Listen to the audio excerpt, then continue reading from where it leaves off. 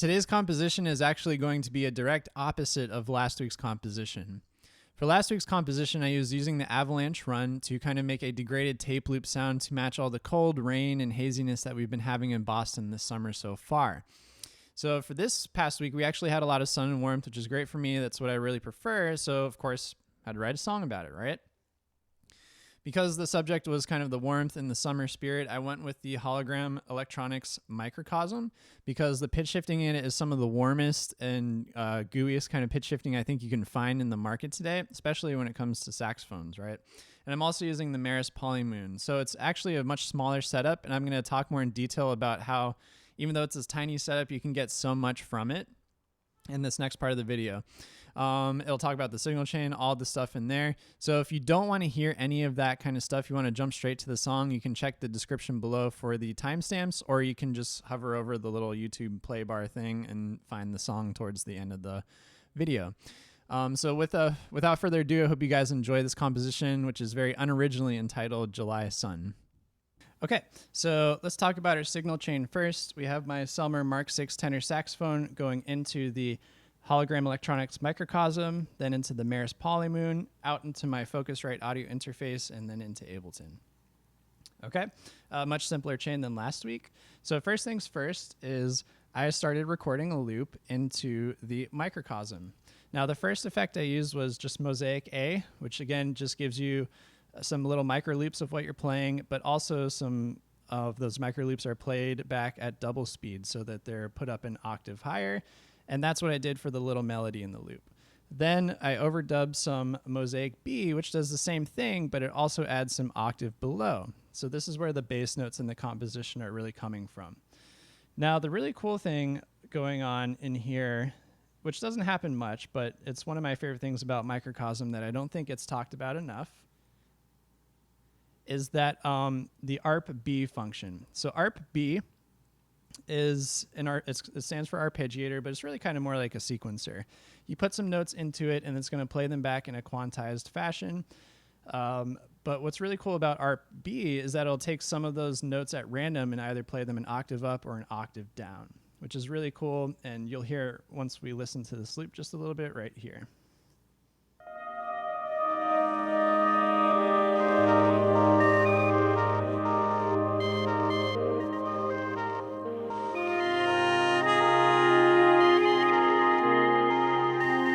Okay, so really, really nice stuff there. You could kind of hear that little sequence going on because it was nice and in time.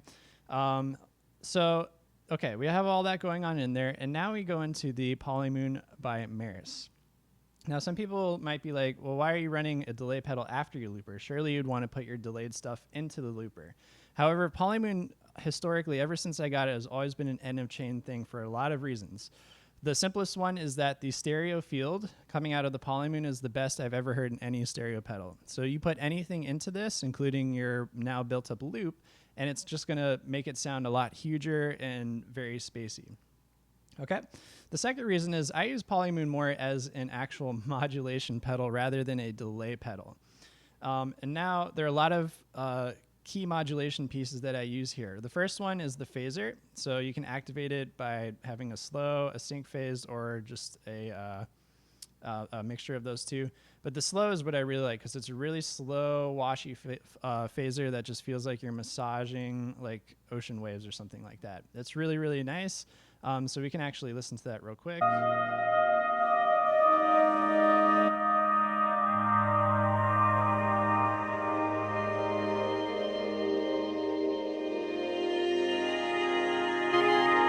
So really, really nice and washy, feels good. The second thing is that you can smear your delays into a reverb sound, which is what you just heard. It was like a reverb rather than a delay. Now, if you do the alt function of the feedback knob, it actually becomes either a low or a high pass filter. If it's counterclockwise of noon, then it's a low pass filter, clockwise a high pass filter, which is really cool when you're fully wet because it will change the whole sound of your loop. So let's hear that real quick. I'll do the low first, then the high.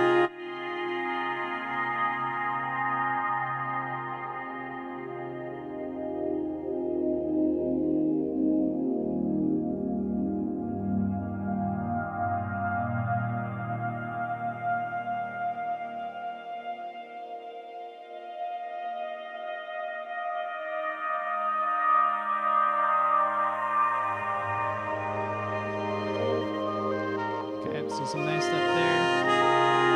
Another awesome thing is it has a flanger.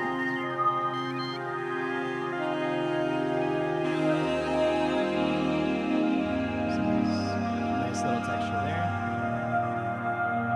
And then lastly, it has pitch modulation, which is really cool too. So if I turn the repeats back down, and I can add these octave up and octave down delay taps into it. So this is how this will sound like.